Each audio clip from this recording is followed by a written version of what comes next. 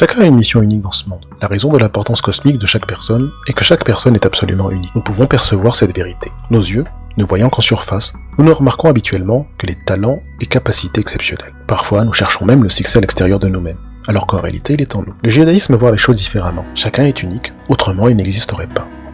À Cracovie se trouve une synagogue, connue comme la choule de Isaac Rabbi Kaleh. La légende raconte que Isaac était un homme simple, un ouvrier en bâtiment de profession, qui était hanté par le même rêve nuit après nuit.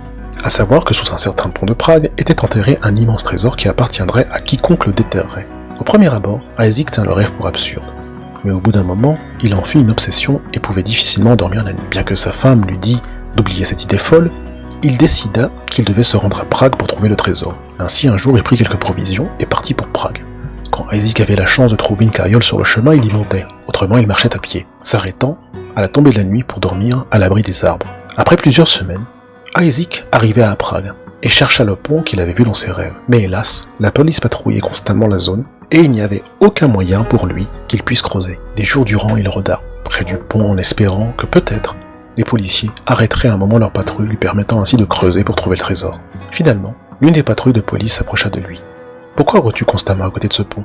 lui demanda le policier. « Que veux-tu » Isaac était un homme simple et ne vit d'autre alternative que de dire la vérité. Il raconta son rêve au policier, lui racontant également la difficulté du voyage qu'il avait entrepris pour arriver à Prague depuis son modeste village près de Cracovie. Quand Isaac eut terminé son récit, le policier hurla de rire. « Quel idiot tu fais, dit-il. Et à cause d'un rêve stupide, tu es venu jusqu'ici ?» Eh bien, j'ai souvent eu un rêve moi aussi. J'ai rêvé que dans un petit village près de Cracovie, il y avait une petite cabane qui appartient à un idiot nommé Isaac Rabbi Kaleh.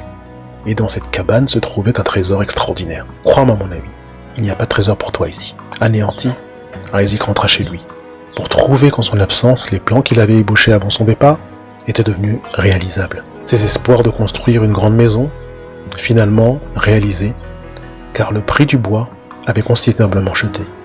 Le lopin de terre qu'il convoitait était disponible.